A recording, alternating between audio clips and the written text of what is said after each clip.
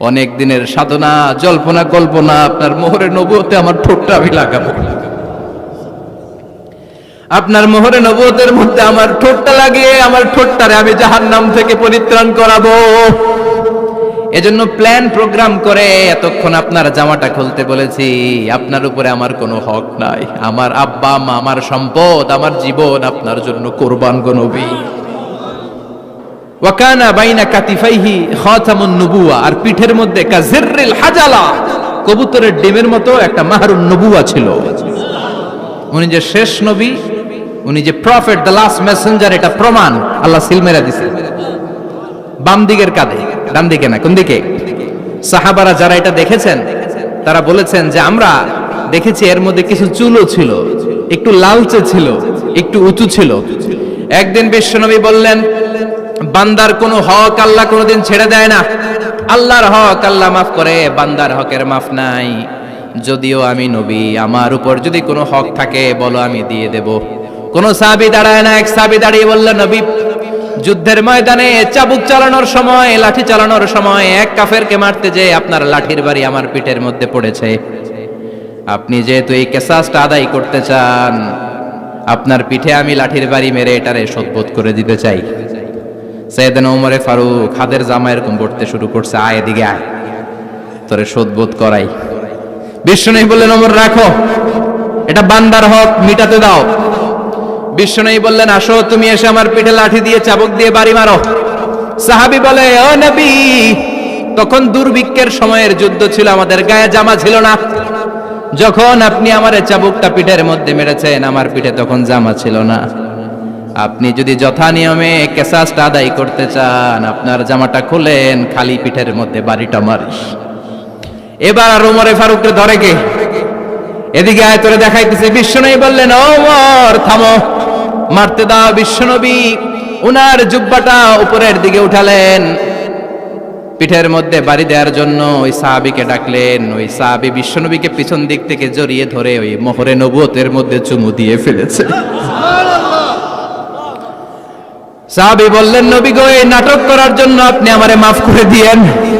আপনি বিশ্বনবী, উদম গায়ে আপনারে দেখা যায় না, খালি গায়ে আপনারে দেখা যায় না। শুনেছি আপনার পিঠের মধ্যে মোহরে নবুয়ত আছে। অনেক দিনের সাধনা, জল্পনা কল্পনা, আপনার মোহরে নবুয়তে আমার ঠোঁটটা আমি লাগাবো, আপনার মোহরে নবুয়তের মধ্যে আমার ঠোঁটটা লাগিয়ে আমার ঠোঁটটারে আমি জাহান্নাম থেকে পরিত্রাণ করাবো। এজন্য প্ল্যান প্রোগ্রাম করে এতক্ষণ আপনার জামাটা খুলতে বলেছি। আপনার উপরে আমার কোনো হক নাই। আমার আব্বা মা, আমার সম্পদ, আমার জীবন আপনার জন্য কোরবান গো নবী। বিশ্বনবীর পিঠে বাম দিকে খাতামুন নবুওয়া ছিল, মাহরে নবুওয়া। কোন বর্ণনা এসেছে উনি এই মাহরে নবুওয়া দিয়ে পিছন দিকে দেখতেন। বিশ্বনবী যখন নামাজ পড়তেন উনি বলতেন, ইস্তাকিমু ওয়া'তাদিলু ইয়ারহামুকুমুল্লাহ, কাতার সোজা করো, ফাঁকা জায়গা বন্ধ করে দাও। কারণ আমি সামনে যেমনি দেখি, পেছনেও তেমনি দেখি। অনেকে বলেন বিশ্বনবী পেছনে দেখতেন এই মাহরে নবুয়তের জায়গাটা দিয়ে। এটা ছিল বিশ্বনবীর behind CC camera, behind close circuit camera. আল্লাহু আকবার। বিশ্বনবী ছাড়া কোন নবীর পিঠে এরকম মাহরে নবুয়া ছিল নাকি? কথা বলেন। এজন্য ওই নবীরে গালি দিলে সহ্য হয়? কথা বলেন, সহ্য হয়? আবিয়াদুল ইবতাইন, বগল ছিল শুভ্র সাদা। আমাদের বগল কি সাদা? দুর্গন্ধ, কুৎসিত, কালো, তাই না? বিশ্বনবীরটা কালো? কথা কন, শুভ্র সাদা। আমরা দোয়া করি এভাবে। বিশ্বনবী মাঝে মাঝে দোয়া করতে করতে, বৃষ্টির জন্য যখন দোয়া চাইতেন, আরাফার ময়দানে যখন দোয়া চাইতেন, দোয়া করতে করতে হাতটারে উপরের দিকে করতেন। সবাই এরকম হাত তোলেন, সবাই হাত তোলেন। বিশ্বনবী মাঝে মাঝে আবেগের চোটে এইখান থেকে হাতটা এই জায়গায় নিয়ে যেতেন। সুবহানাল্লাহ। বিশ্বনবী যখন হাত আবেগের চোটে উপরের দিকে উঠাতেন, বিশ্বনবীর বগল দেখা যেত। সাহাবারা বলতেন, হাত্তা ইউরা বায়াদু ইবতাইহি, এই সুযোগে আমরা দেখতাম ওনার বগলটা ধবধবে সাদা, কোনো দাগ ছিল না। মুস্তাওয়াল জাবিন, প্রশস্ত ললাট ছিল।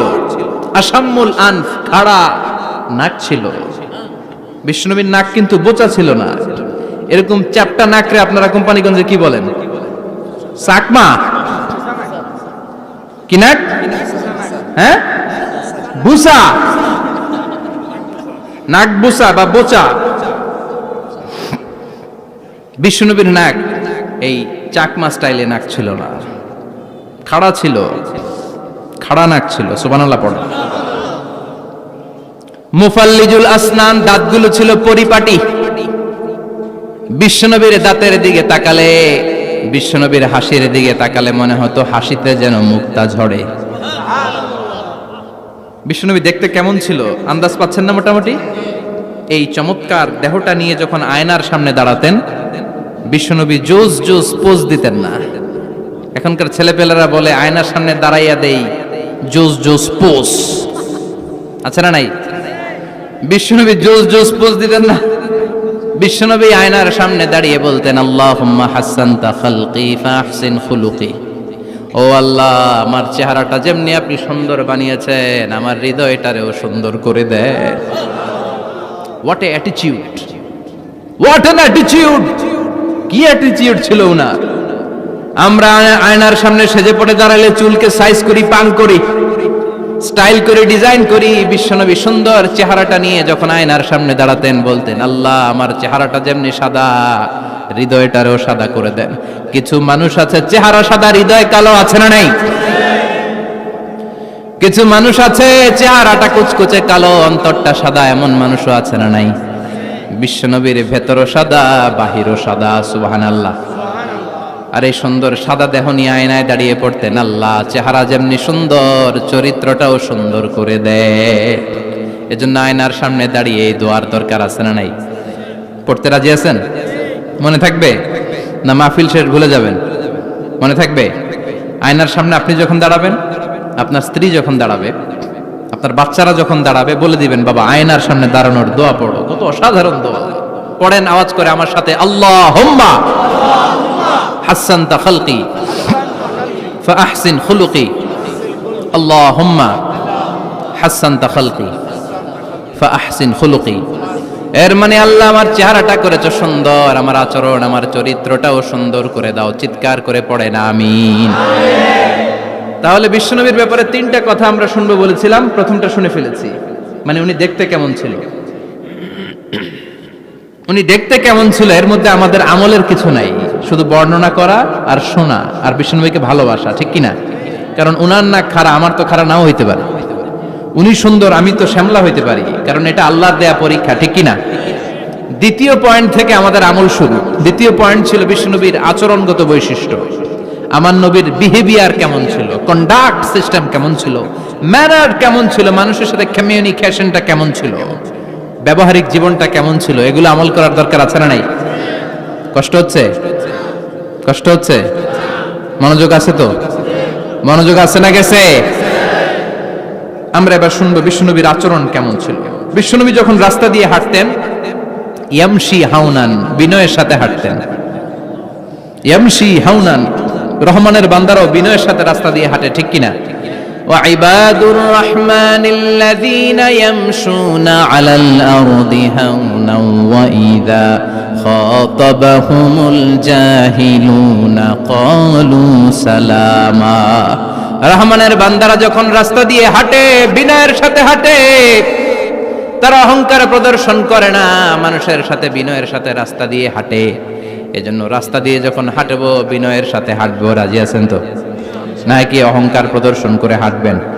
বিশেষ করে যুবকেরা, 3-4 জন যুবক একসাথে হলে রাস্তায় ওদের আর কারো হুঁশ জ্ঞান থাকে না, পুরো দুনিয়াটাই মনে হয় দুনিয়াটাই আমার, আছে না নাই? না, মুরব্বীকেও সম্মান করবা, মহিলাদেরকে সম্মান করবা, তোমার জায়গায় তুমি হাঁটবা, ভদ্রভাবে হাঁটবা। ভদ্রভাবে হাঁটার দরকার, আছে না নাই? উনি মুরব্বী, একদিন উনিও তোমার মতো যুবক ছিল, ঠিক কিনা? এই যে আমার কালো দাড়ি, আজীবন কালো থাকবে? কথা বলেন। উনার সাদা দাড়ি, ছোটবেলায় মনে সাদা দাড়ি নিয়ে আসছিল না? হ্যাঁ, উনিও একদিন তাগড়া যুবক ছিল, উনিও কোম্পানিগঞ্জ বাজারে দাঁড়ালে লোকজন তাকিয়ে থাকতো, ঠিক কিনা? তার মানে রং ধরা যৌবন জং ধরে শেষ। যৌবন সব সময় থাকে না, সার্টেন একটা পিরিয়ডের জন্য আল্লাহ দিয়েছে। এজন্য যুবক ভাইরা, তোমাদের রক্ত গরম, তোমাদেরকে বিনয়ী হতে হবে বেশি, ঠিক কিনা? রাজি আছো তো সবাই? বিশ্বনবী বিনয়ের সাথে হাঁটতেন। ওয়াকানা ইয়াতাবাসসাম, সবসময় মুচকি হাসতেন। কি করতেন? মুচকি হাসেন তো আপনারা? হাসেন না? মুচকি হাসবেন, কারণ মুচকি হাসতে পয়সা লাগে না। লাগে? মুচকি হাসি দেন তো একটা। এই যে সবার এখন মুচকি হাসি, পয়সা লাগছে? কথা কন। তাবাসসুমুকা ফি ওয়াজহি আখিকা সাদাকা, you would smile to your brother, it's a charity. তুমি তোমার ভাইয়ের দিকে তাকিয়ে যে মুচকি হাসবে, এত সদকা দেওয়ার সওয়াব হয়ে যাবে। বিশ্বনবী সব সময় মুচকি হাসতেন। হাসি তিন ধরনের, তাবাসসুম, দিহক, কাহকাহা। কাহকাহা মানে অট্ট হাসি, আলিফ লাইলার দত্তরা যেমন হাসি দেয় ওই হাসি। এটা নামাজের মধ্যে কেউ দিলে নামাজও শেষ, ওযুও। আর দিহক, হালকা আওয়াজে হাসি, সামান্য দাঁত দেখা যায় মাঝে মাঝে। বিশ্বনবী মজা করে এরকম হাসি দিতেন, কিন্তু সব সময় বিশ্বনবীর ঠোঁটের মধ্যে মুচকি হাসি লেগেই থাকতো। তাহলে আমরা বিনয়ের সাথে হাঁটবো, নাম্বার 1। নাম্বার 2, সবসময় মুচকি হাসবো। রাজি আছেন?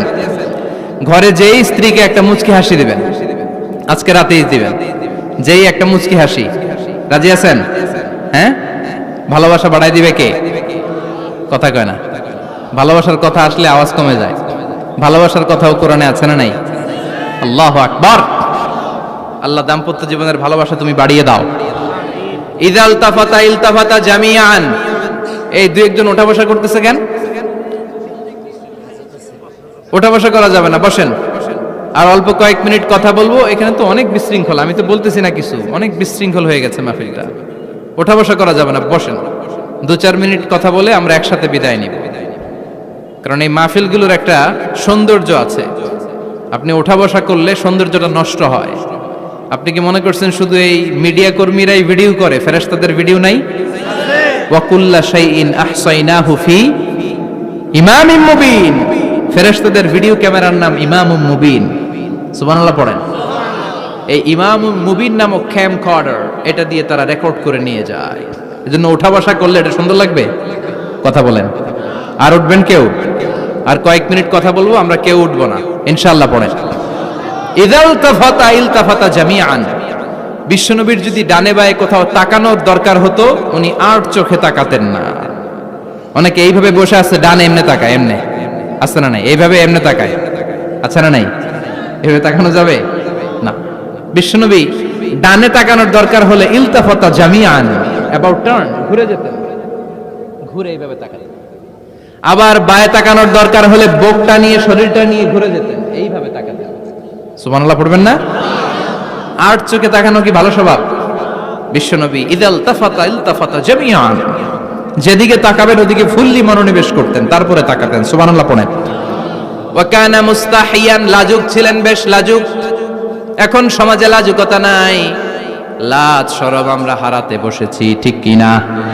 বিশ্বনবী আসাদ্দু হায়াআন মিনাল আযরা ফি খিদরিহা, যেই মেয়েদের বিয়ে হয় নাই, এমন ভার্জিন নারী, কুমারী নারী যারা পর্দার ভেতরে অনেক লাজুক হয়ে বসে থাকে, বিশ্বনবী পর্দার আড়ালের ওই কুমারী নারীদের চাইতেও বেশি লাজুক ছিলেন। এত লাজুক ছিলেন, এত লাজুক ছিলেন, লজ্জা পেলে চেহারাটা বিশ্বনবী লাল হয়ে যেত। ছোট্টবেলায় হালিমাতুস সাদিয়ার বাড়িতে যখন দুধ খেতে গিয়েছিলেন, বিশ্বনবীর দুধমা হালিমাতুস সাদিয়া বলে, এই কুরাইশি মোহাম্মদ ছেলেটাকে কখনো কাঁদতে দেখি নাই। ক্ষুধা লাগলেও কাঁদে না, ব্যথা পেলেও কাঁদে না, শুধু লজ্জাস্থানের জায়গা থেকে কাপড়টা একটু সরে গেলে ছোট্ট মোহাম্মদ চিৎকার দিয়ে ওঠে। কি বুঝে সে? ক্ষুধা লাগলেও কাঁদতো না, ব্যথা পেলেও কাঁদতো না, লজ্জাস্থানের জায়গা থেকে কাপড় সরে গেলে বিশ্বনবী চিৎকার দিয়ে উঠতেন। সুবহানাল্লাহ পড়েন। এজন্য লজ্জা শরমের দরকার আছে না নাই? ইযা লাম তাস্তাহি ফাসনা মা শি'তা, যদি লজ্জা শরম না থাকে যা মন চায় তাই করতে পারো। এটা আমাদের বাংলাদেশে ব্যাপক।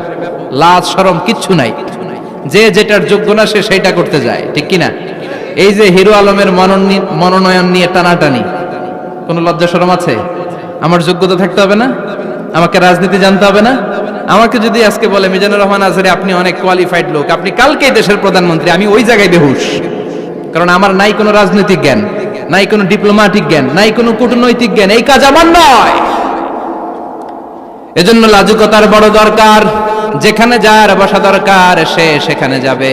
কিয়ামতের আগে যেই লোক যেই চেয়ারে বসার দরকার ওই লোক ওই চেয়ারে বসবে না। এটা হলো কিয়ামতের আলামত। জোরে কোন ঠিক কিনা? সভাপতি হওয়ার যোগ্যতা নাই, সভাপতি হয়, আছে না নাই? সেক্রেটারি হওয়ার যোগ্যতা নাই, সেক্রেটারি হয়, এরকম সমাজে আছে না নাই? নেতা হওয়ার যোগ্যতা নাই, নেতা হয়, আছে না নাই? সবগুলো কিয়ামতের আলামত। আমার বিশ্বনবী এমন লাজুক ছিলেন, বিশ্বনবীর মতো এমন লাজুক নবী আর কেউ ছিল নাকি? কথা বলেন।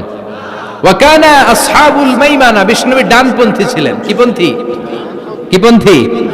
মুষ্টিবদ্ধ ডান হাতটাকে এরকম উপরের দিকে করেন আর চিৎকার করে বলেন, বিশ্বনবী কোন পন্থী ছিল? আমরা কোন পন্থী? জান্নাতে কারা ঢুকবে? কোন বামপন্থীর স্থান জান্নাতের ভেতরে হবে? চিৎকার করে বলেন, কোন নাস্তিক জান্নাতে ঢুকতে পারবে? এজন্য নবীদের মতো ডানপন্থী হতে হবে, যেরকম ঠিক কিনা? বিশ্বনবী সব ভালো কাজগুলো ডান দিক দিয়ে করতে পছন্দ করতেন। জামা পরলে ডান দিক দিয়ে, খাবার বিতরণ করলে ডান দিক দিয়ে, মুসাফা করা শুরু করলে ডান দিক দিয়ে, ডান দিক দিয়ে ভালো কাজ বিশ্বনবী পছন্দ করতেন। সুবহানাল্লাহ পড়েন। আসহাবুল মাইমানা, বিশ্বনবী মেহমানদারি করতে পছন্দ করতেন। আমরা করি তো? মেহমানদারি করান? মেহমান ঘরে আসলে ভালো লাগে? খারাপ লাগে কার কার দেখি? সবার ভালো লাগে, কিন্তু আমরা অনেকে খুশি হই না।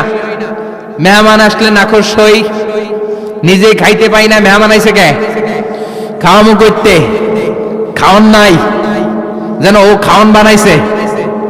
খাওন পাঠায় কে? রিজিক দেয় কে? গোটা বিশ্বের সবাই মিলে আমরা একটা চাল বানাতে পারবো নাকি? ওমিয়া চাইনিজ চাউল না, চাইনিজ ডিম না, ওগুলো সবাই পারে, ঠিক কিনা? আল্লাহর বানানো ন্যাচারাল চাল, গাছের মধ্যে হওয়া যেই চাল, ধান আল্লাহ তৈরি করেছে, এরকম ধান, এরকম একটা পেয়ারা, এরকম ছোট্ট একটা কমলার টুকরা গোটা বিশ্বের সবাই মিলে বানাতে পারে নাকি? এজন্য রিজিকের মালিক কে?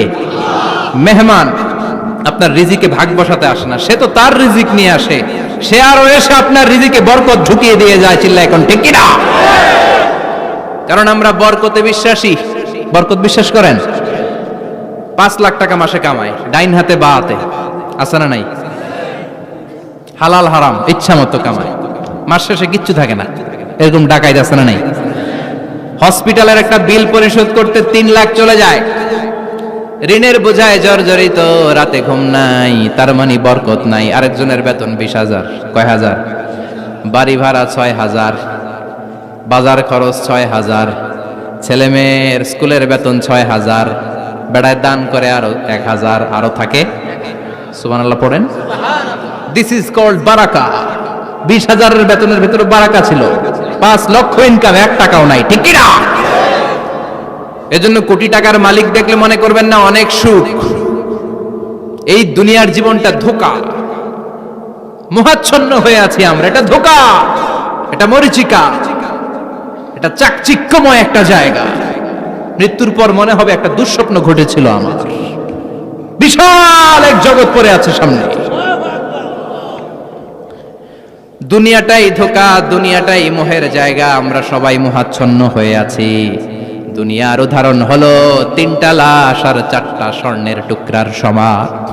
3 জন যুবক কাজের জন্য বেরিয়েছে, পথিমধ্যে 4টা স্বর্ণের টুকরা পেয়েছে। যুবক কয়টা? স্বর্ণ পাইছে কয়টা? মহা খুশি, খুশিতে বাকবাকুম, 4টা স্বর্ণের বড় বড় টুকরা পাইছে। আমরা আজীবন খেলে বসে খেয়ে যেতে পারবো, কিচ্ছু লাগবে না আমাদের। 3 বন্ধু বলে ভাগ করি, আরেকজন বলে ক্ষুধা লাগছে।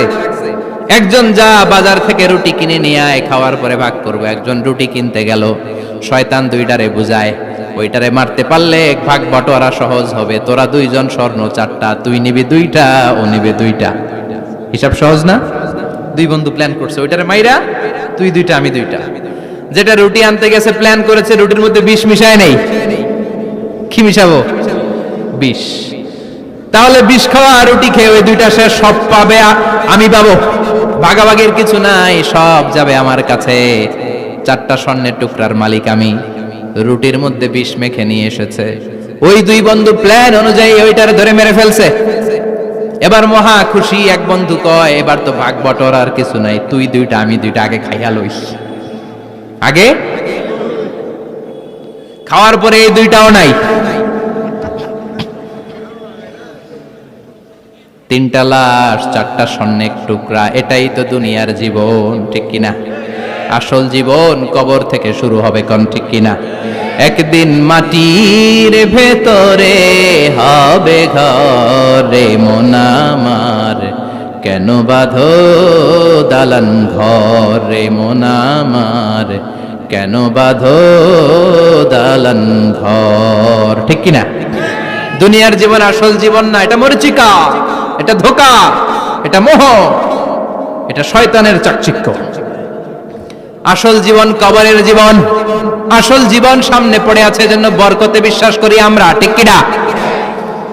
ল্যান্ড ক্রুজার দাপিয়ে বেড়ায়, বড় বড় টাওয়ারের মালিক, অনেক সম্পদের মালিক, এটা দেখেই মনে করবেন না অনেক সুখে আছে, ঘরে যেয়ে দেখেন কোনো সুখ নাই, ঠিক কিনা? সাধারণত টাকা যার বেশি দুঃখ তার বেশি, টাকা যার কম সুখ তার বেশি। সুবহানাল্লাহ পড়েন। আল কানাআতু মিনাল ইসলাম। এজন্য আমার শ্রমিক ভাইয়েরা, আপনাদের এক পা জান্নাতে এমনিই ঢুকে আছে। নামাজ পড়বেন, মা বাবার খেদমত করবেন, ইসলামের নিয়মগুলো মানবেন, দ্বিতীয় পাটাও জান্নাতে ঢুকায় দিবে কে? আর যারা কোটি কোটি টাকার পাহাড় বানিয়েছে, ওদের হিসাবের ফিরিস্তি অনেক বড়। বিশাল বাড়ির মালিক, ল্যান্ড ক্রুজার চালায়, সাব্রোলেট চালায়, পোরশে, ফারারে, ল্যাম্বরগিনি চালায়, আছে না নাই?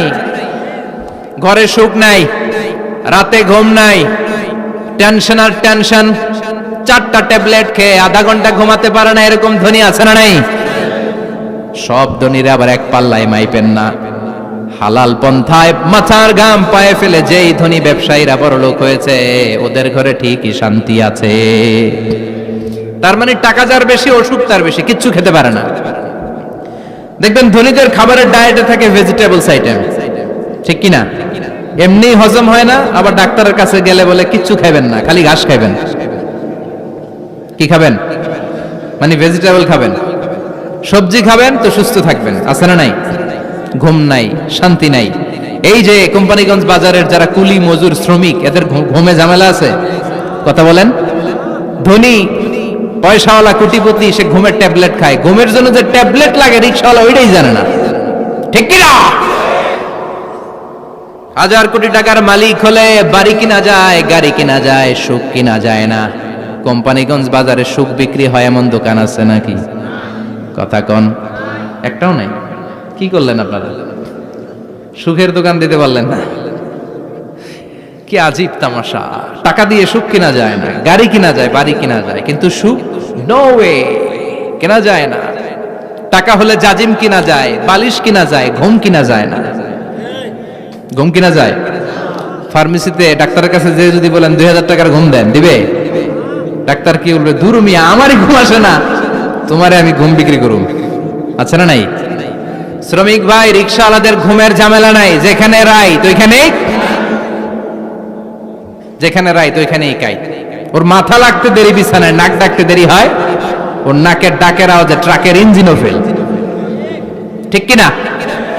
এজন্য আমরা বরকতে বিশ্বাসী। অল্প খাবো, অল্প পড়বো, অল্প জমাবো, অল্পের ভেতর বরকত দিয়েছে কে? এজন্য মেহমান আসলে বিশ্বনবী খুশি হতেন, আমরাও মেহমান আসলে খুশি হব। রাজি আছি না নাই? সবাই রাজি? মেহমানদারি করাবেন তো? এরপরে বিশ্বনবী ইনসাফ করতেন। কি করতেন? ইনসাফ করতেন। বিচার করার সময় বিশ্বনবী ইনসাফ করতেন। গোটা বিশ্বকে ইনসাফ শিখিয়েছেন বিশ্বনবী। আমাদের দেশেও তো ইনসাফ হয় না? হাইকোর্টে, সুপ্রিম কোর্টে, গ্রাম্য সালিশে আছে, আছে। আহা, আহকামুল হাকিমিনের দরবারে সবগুলো বিচার আবার বসবে। চিল্লায় বলেন ঠিক কিনা? ও মিয়া, দুনিয়াতে বিচারপতি বিচারের রায় দেয়, ওই বিচারপতিরও বিচার আছে না নাই? সবচেয়ে বড় বিচারপতির নাম কি?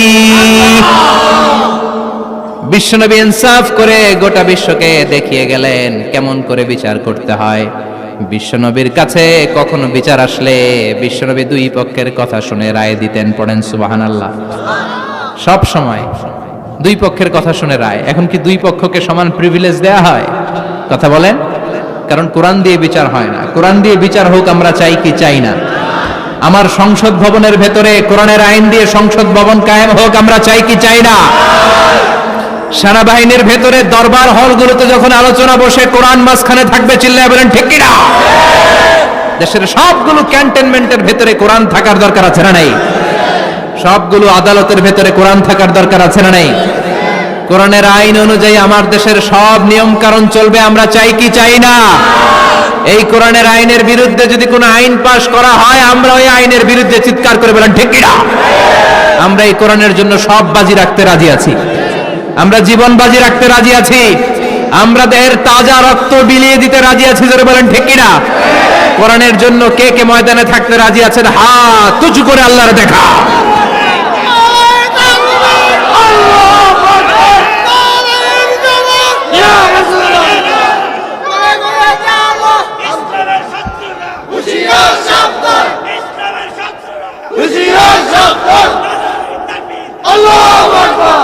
আল্লাহ কোরআনের জন্য যে ভালোবাসাটাকে তুমি কবুল করো, আমরা যেন দেখে যেতে পারি যে এই দেশে কালেমার পতাকা পতপত করে উড়েছে।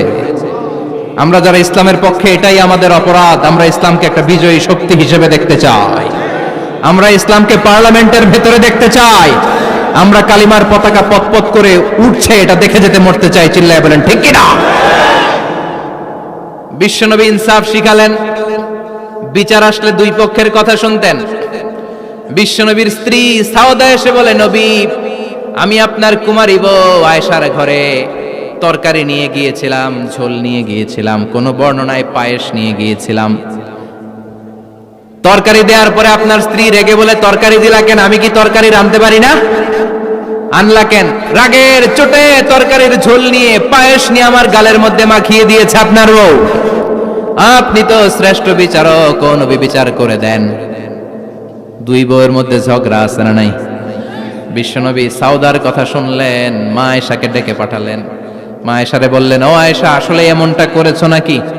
মা আয়েশা বলে, নবী, তখন আমার মেজাজটা বড্ড গরম ছিল, রাগের মাথায় ঝোল নিয়ে আমি সাউদার মুখে লাগিয়ে দিয়েছি। আসলে কাজটা কথা শুনে রায় দেয় নাই, ঠিক কি না? দুইজনের কথা শুনে বিশ্বনবী বললেন, আমার আদালতের রায় হচ্ছে কিসাস, টিট ফর ট্যাট। যেমন করেছো তেমন, ঘুষি মারলে ঘুষি, গুতা মারলে গুতা, ঠেলা মারলে ঠেলা, আচ্ছা না নাই?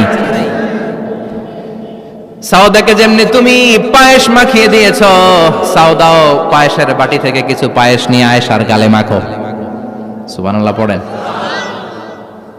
সাউদাও বিশ্বনবীর রায় অনুযায়ী বাটি থেকে পায়েসের ঝোল নিয়ে মা আয়েশার গালের মধ্যে মেখে দিলেন। মা আয়েশা কি আর করবেন, হেসে দিলেন।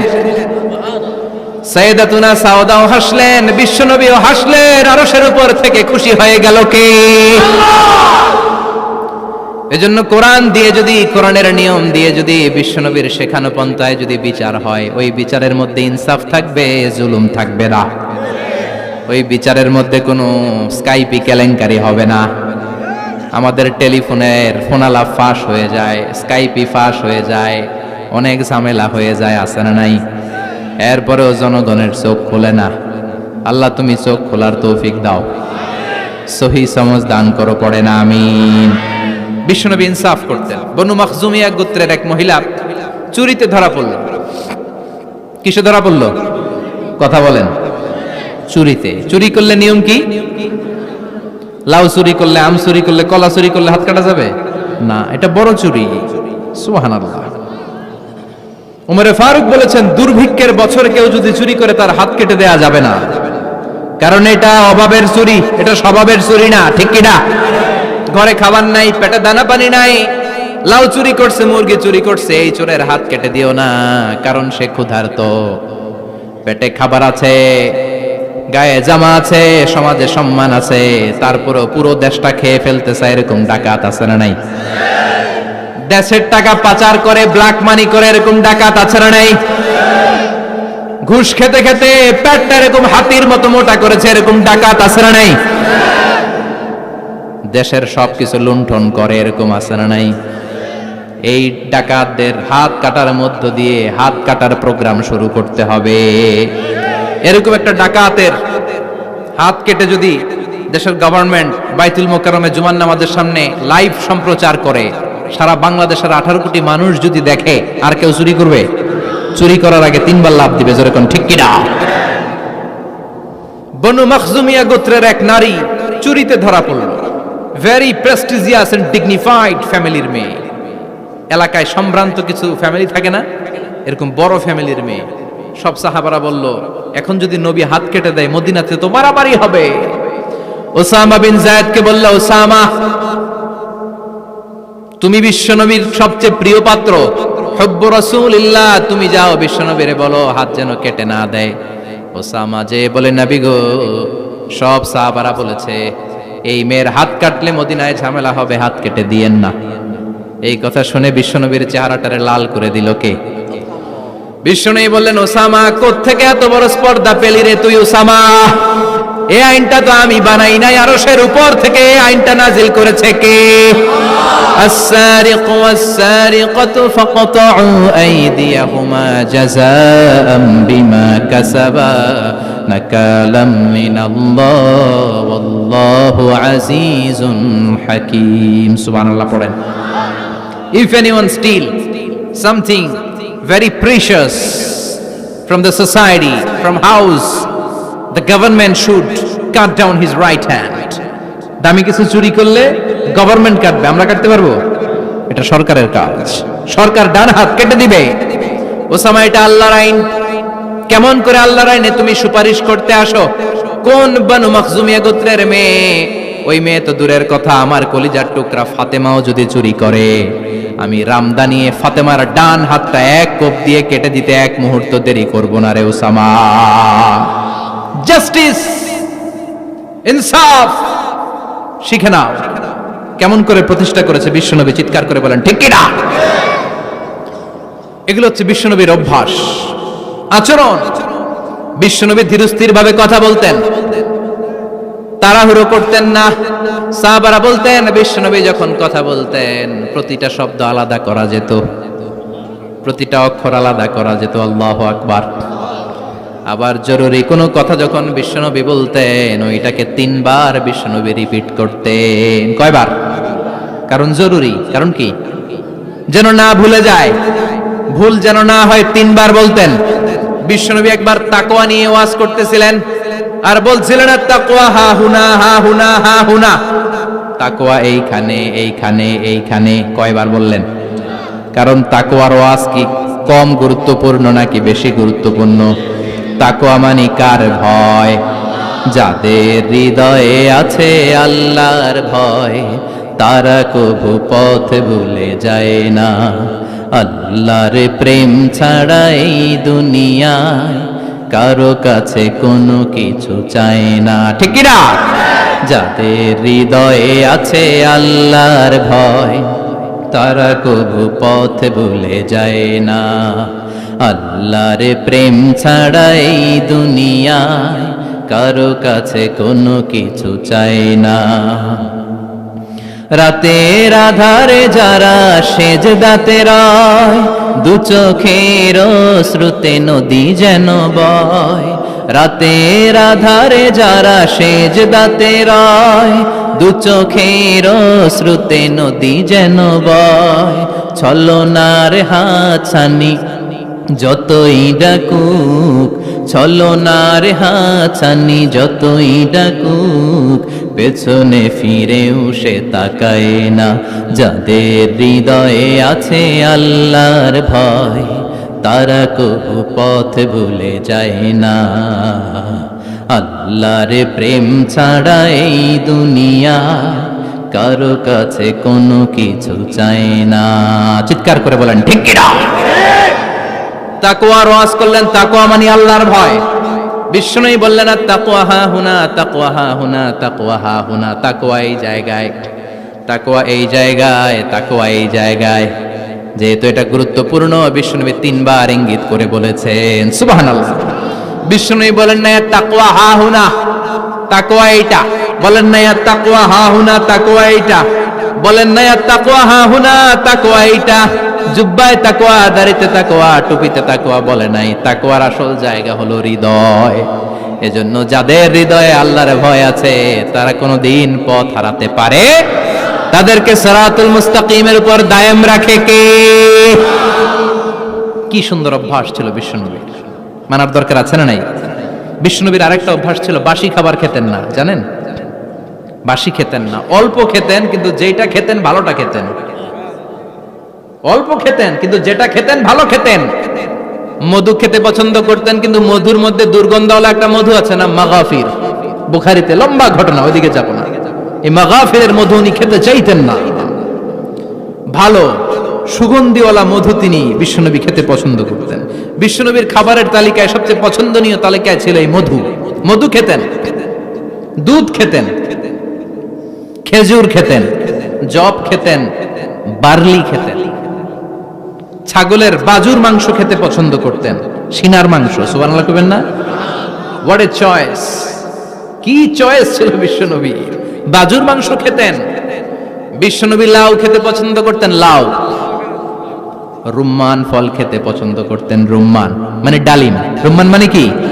ডালিম খেতে পছন্দ করতেন। মাশরুম খেতে পছন্দ করতেন। সুবহানাল্লাহ পড়েন। মাশরুমের স্যুপ পাওয়া যায় না রেস্টুরেন্টে? বিশ্বনবী বলতেন, আল কামআতু মিনাল মান্নি ওয়া মাউহা শিফাউন লিল আইন। এই কামআহ মানে মাশরুম, ব্যাঙের ছাতা, এটা হলো মান্না সালোয়ার মতো দামি খাবার। আর এই মাশরুমের স্যুপ চোখের জন্য মহৌষধ। যাদের রাত কানা দিন কানা আছে, মাশরুমের স্যুপ খান, চোখ ভালো করে দিবে কে?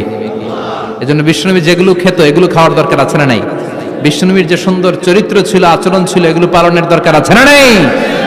তাহলে বিশ্বনবীর তিনটা কথা বলবো বলেছিলাম। প্রথম কথা ছিল দেখতে কেমন ছিল। অনেক কথা এত বলা যাবে না, সংক্ষেপে বললাম যে বিশ্বনবীর আচরণ কেমন ছিল। এখন শুনবো, শেষ কথা বলে যাই, বিশ্বনবীর ইন্টেলেকচুয়াল পাওয়ার কেমন ছিল, ওনার বুদ্ধিমত্তা কেমন ছিল। Our beloved prophet Muhammad, the last messenger, was a very good mediator. বিশ্বনবী ভালো মিডিয়েটর ছিলেন। বিশ্বনবী ভালো মধ্যস্থতাকারী ছিলেন। ঝগড়া লাগলে মিলাই দিতে পারতেন চমৎকার। সুবহানাল্লাহ বাড়িতে দেয়া। জিমায় পড়ছেন? কষ্ট হচ্ছে? আর কয়েক মিনিট পড়বো, একটা তাকবীর দেন, লিল্লাহি তাকবীর। He was a very good mediator. মধ্যস্থতাকারী ব্যক্তিত্ব ছিলেন। স্বামী স্ত্রীর মধ্যে ঝগড়া লাগলে মিলাইয়া দিতেন, বন্ধু বন্ধু ঝগড়া মিলাইয়া দিতেন, সমাজে সমাজে মারামারি মিলাইয়া দিতেন। মক্কা থেকে মদিনায় যখন গেলেন, মদিনায় 120 বছরের একটা যুদ্ধ চলছিল, কেউ যুদ্ধটা থামাতে পারে না। বিশ্বনবী 7 দিনের ব্যবধানে যুদ্ধ থামিয়ে দিলে। Intellectual capacity, very good mediator. এজন্য বিশ্বনবীর উম্মত যারা, তাদের অভ্যাস হবে ঝগড়া লাগায় দেওয়া যাবে না, মিলায় দিতে হবে, ঠিক কিনা? আমরা যদি ঝগড়া দেখি দূর থেকে আরো লাগায় দিতে চাই, আছে না নাই? কোম্পানিগঞ্জ বাজারে ঝগড়া, কয় লাগুক আরো লাগুক, ধরবি না, থামাবি না, দূর থেকে মজা দেখি, মজাই লাগে, এরকম ডাকাইত আছে না নাই? আগুন লাগলে পানি দিয়ে নেবায়, অনেকে তেল ঢালে, আছে না নাই? কি করবেন? মিলিয়ে দিবেন। আপনার মর্যাদা বাড়িয়ে দিবে কে? বিশ্বনবী ভেরি গুড মিডিয়েটর ছিলেন। বিশ্বনবী লজিক্যাল এবং রেশনাল ছিলেন, বুদ্ধিমত্তাকে কাজে লাগাতেন। এক সাহাবী এসে বলে, নবী ইযান লি বিজিনা, আমার জিনার অনুমতি দেন। কিসের অনুমতি? কার কাছে অনুমতি চাইলো? অন্যান্য সাহাবারা এই যুবক ছেলেটাকে ধমকাতে লাগলো, বসো, এই মিয়া বসো, বিশ্বনবীর কাছে কি কথা বলে এগুলা? ওই যুবক বসে রইল। বিশ্বনবী কাজ সারলেন, এরপর বললেন, আইনাস শাবাব, ওই যুবকটা কোথায়, এদিকে আসো, কি চাইছো বলো। কয়, বিশ্বনবী আপনি আমারে জিনা করার অনুমতি দেন। বিশ্বনবী যুবকটারে কাছে ডেকে আনলেন, বললেন, ও যুবক, তোমার ঘরে বোন আছে কিনা? কয়, আছে। তোমার বোনের সাথে কোনো পুরুষ জিনা করুক, তোমার কেমন লাগবে? সে বলে, আমি এই পুরুষটারে হত্যা করব। হত্যা করবা? ওকে, ডান। তোমার ঘরে মা আছে কিনা? আছে। তোমার মায়ের সাথে পর পুরুষ জিনা করবে, কেমন লাগবে? কয়, আমি সাইজ করবো ওরে। তোমার ঘরে স্ত্রী আছে কিনা? আছে। তোমার স্ত্রীর সাথে যদি কেউ জিনা করে কেমন লাগবে? বলে, আমি তারে ছাড়বো না। বিশ্বনবী বললেন, তাহলে যেই মহিলার সাথে তুমি জিনা করবা, সেও তো কারো বোন, সেও তো কারো স্ত্রী, সেও তো কারো মা, ঠিক কিনা? সুবহানাল্লাহ, হোয়াট এন ইন্টেলেকচুয়াল ক্যাপাসিটি। যুবক বলে, তাই তো, এভাবে তো ভাবি নাই। আমি যার সাথে পাপ কর্ম করব, সেও তো কারো বোন হবে, সেও তো কারো মা হবে, সেও তো কারো স্ত্রী হবে। ও নবী, আপনি আমারে মাফ করে দেন, আমার জন্য দোয়া করে দেন, যেন তাকওয়ার উপর জীবন প্রতিষ্ঠা করতে পারি। লজিক্যালি জিনিসকে সলভ করার চেষ্টা করতেন। মুআয ইবনে জাবালকে বিশ্বনবী সাল্লাল্লাহু আলাইহি ওয়াসাল্লাম ইমাম বানিয়ে পাঠালেন। উনি ইমামতি করতে গেলেন এক মসজিদে। মাগরিবের সালাতে উনি লম্বা কেরাত ধরলেন। এশার নামাজ শুরু করলেন সূরা বাকারা দিয়ে, কোরআনের সবচেয়ে ছোট সূরা। হ্যাঁ, বড়? কত বড়? বিশাল বড়। এখন ওই এলাকার মুসল্লিরা ছিল কৃষক মুসল্লি। এক কৃষক মুসল্লি সাহাবী নামাজের পেছনে দাঁড়ালেন, দেখলেন বাকারা দিয়ে ধরছে, কেরাত শেষ হয় না, আর দাঁড়িয়ে থাকতে পারে না, পায়ে ব্যথা করে, পিঠে ব্যথা করে। কিছুক্ষণ পর রেগে মেগে নামাজ ছেড়ে দিয়ে বারান্দায় নামাজ পড়ে বিশ্বনবীর কাছে বিচার দিতে গেলেন। যে বললেন, নবী এমন ইমাম পাঠাইছেন এশা পরে বাকারা দিয়া। বিশ্বনবীকে সর্বনাশ, মুয়াজ তো ভেজাল লাগাই ফেলতেছে। ডেকে পাঠালেন, সহিহ বুখারীর বর্ণনা। বিশ্বনবী বললেন, Muaz, what are you doing there? কি করছো তুমি সেখানে? আফাতানুন আনতা ইয়া মুআজ? ও মুয়াজ, তুমি কি ফিতনা বাজাও নাকি? তুমি কি ফিতনা ছড়াচ্ছ নাকি? খেটে খাওয়া মানুষ, কৃষক মানুষ, মাঝারি সাইজের কত সুন্দর সূরা আছে, ওয়াদ-দুহা ওয়াল-লাইলি ইযা সাজা, আল কারিআতু মাল কারিআ, আসনা নাই, আলহাকুমুত তাকাসুর, আসনা নাই। এগুলো দিয়ে না পড়ে বড় বড় সূরা ধরলা কেন রে মুআজ? আফাতানুন আনতা ইয়া মুআজ? তোমারে কি আমি অ্যাপয়েন্টমেন্ট দিছি তুমি ফিতনা বাজাবা? খবরদার মুআজ, ইয়াসসিরু ওয়ালা তুআসসিরু, ইসলামকে মানুষের কাছে সহজ করে উপস্থাপন করবা। বাশশিরু ওয়ালা তুনাফিরু, ইসলামকে এমন ভাবে উপস্থাপন করবা না যে তোমার কথা শুনে মানুষ দিন থেকে ভেগে ভেগে যায়। তাহলে এই দায়ভার ইসলামের নয়, এই দায়ভার বর্তমানে তোমার কাঁধের উপর। চিৎকার করে বলেন ঠিক কিনা? আমাদের মধ্যে অনেকে ইসলামকে অনেক কঠিন করে ফেলে, মানুষকে আশার বাণী শোনায় না। কই এমনে না পড়লে আপনার বাদ, আপনি বেদাত করছেন, আপনি শিরক করছেন, আপনার কিচ্ছু হবে না। যারে বলে কিচ্ছু হবে না, সে বলে আমার যেহেতু কিচ্ছু হবে না, তোর কথা শোনার আমার দরকার নাই। যে আমারে আশার বাণী শোনায় আমি তার কাছে যাই, ঠিক কি না? এজন্য সহিহ ইসলাম আপনি প্রচার করবেন, but your approach should be very flexible. 100 বছর যেটা চালু আছে আপনি একদিনই উঠিয়ে দিতে পারবেন? It's not a logical approach. বিশ্বনবীর অ্যাপ্রোচ, বিশ্বনবীর রেশনাল ক্যাপাসিটি এমনটা ছিল না। সহজভাবে বুঝাবেন। আদ-দীনু ইউসরুন লা উসরা ফি, দিনটা হলো সহজ, দিনের মধ্যে কাঠিন্যতা নাই। সুবহানাল্লাহ, কি ক্যাপাসিটি! আমি যেমনি আপনাদেরকে নিয়ে বসে ওয়াজ করতেছি, বিশ্বনবী ওয়াজ করতেন, তবে সংক্ষিপ্ত ওয়াজ। আমরা আধা ঘন্টা করে যদি রাখতে চাই, হুজুর আরো আধা ঘন্টা করেন। তো আরো আধ ঘন্টা করে যদি শেষ করতে চাই, হুজুর আর 10 মিনিট করেন। হুজুর ওয়াজ অনেক টেস্ট লাগে, হুজুর নামাজ টেস্ট লাগে না। আচ্ছা না নাই? ওয়াজ ভাল লাগে, নামাজ ভাল লাগে না, কিন্তু বিশ্বনবীর ওয়াজ ছিল সংক্ষিপ্ত। আর বিশ্বনবী বলতেন, one of the minor sign before the day of judgement, your lecture will be longer, your সালাত উইল বি শর্টার। কিয়ামতের আগে তোমাদের লেকচার, ইসলামী লেকচার লম্বা হবে, নামাজ হয়ে যাবে সংক্ষিপ্ত। এই আলামত সমাজে আছে না নাই? বিশ্বনবী সংক্ষিপ্ত কথা বলতেন, আর ওনার বুদ্ধিবৃত্তিক ক্যাপাসিটি কাজে লাগিয়ে তিনি বুঝাতেন। হাত দিয়ে ইঙ্গিত করতেন, আঙ্গুলের বিভিন্ন ব্যবহার সমাজে আছে না নাই? এরকম করলে এটারে লাইক বলে না, এরকম করলে বলে ডিসলাইক। আবার ক্রিকেটে এরকম করলে কয় ছক্কা, আবার একটা উড়াইলে কয় তুই যা। একটা মানে কি? আবার বিজয় দেখায় কেমনে? কথা কন, ভিক্টরি। আছে না নাই? বিশ্বনবীও এটাকে মডার্ন টিচিং মেথোডোলজি বলে। আধুনিক শিক্ষা পদ্ধতিতে এখন দেখবেন যে আগে ব্ল্যাক বোর্ডে লিখতো, এখন হোয়াইট বোর্ডে লিখে মার্কার দিয়ে। আগে বই থেকে বুঝাতো, এখন ভিজুয়ালাইজ করে, ভিডিও দেখিয়ে শেখানো হয়, ঠিক কি না? বিশ্বনবী এটা করতেন। বিশ্বনবী একবার কিয়ামতের ওয়াজ করছেন, দুইটা আঙ্গুলকে এরকম করে বললেন, আনা বুইসতু আনা ওয়াস সাআতু কাহাতাইন, এই দুইটা আঙ্গুল যেমনি কাছাকাছি, আমি এবং কিয়ামত এরকম কাছাকাছি নাজিল হয়েছি। আমি এবং কিয়ামত এরকম কাছাকাছি। বুইসতু আনা ওয়াস সাআতু কাহাতাইন। আবার বলতেন, আনা ওয়া কাফিলুল ইয়াতীমি কাহাতাইন, আমি এবং ইয়াতীমের রক্ষণাবেক্ষণকারী এই দুইজন জান্নাতের এরকম কাছাকাছি থাকবো। কোন সুবহানাল্লাহ। এরকম আঙ্গুল দিয়ে বিশ্বনবী বুঝাতে চাইতেন। আবার মাটির মধ্যে খেজুর গাছের ডালা দিয়ে লম্বা একটা দাগ টানলেন, ডানে বায়ে অনেকগুলো দাগ টানলেন। সাহাবারা বললেন, এটা কি? বিশ্বনবী বললেন, এই যে দাগটা দেখলা, এই দাগটার নাম হলো সিরাতুল মুস্তাকিম। চিল্লায় বলেন, এই দাগটার নাম কি? সিরাতুল মুস্তাকিম। আর ডানে বায়ে ছোট ছোট যে দাগগুলো দিলাম এগুলো হলো সুবুলুশ শয়তান, শয়তানের রাস্তা। সিরাতুল মুস্তাকিমে উঠলে শয়তানের রাস্তা থেকে অনেক হাতছানি আছে না নেই? ডানে বায়ে তাকানো যাবে না। সিরাতুল মুস্তাকিমে যে তুমি উঠেছো, চলতে থাকে বা চলা শুরু হলো দুনিয়াতে, শেষ হয়ে যাবে জান্নাতে। বিশ্বনবী মাঝে মাঝে বুঝানোর জন্য প্রশ্ন করতেন, কারণ প্রশ্ন ছুড়ে দিলে মানুষের মধ্যে জানার আগ্রহ বাড়ে না কমে? কথা বলেন।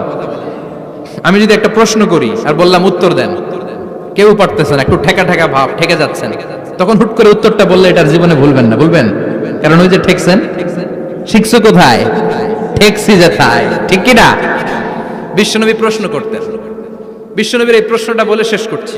বিশ্বনবী সাহাবাদের মাঝখানে ওয়াজ করতেছেন আর বলতেছেন, ইন্না মিনাশ শাজারি শাজারা লা ইয়াসকুতু ওয়ারাকুহা মাসালুহু কামাসালিল মুসলিম।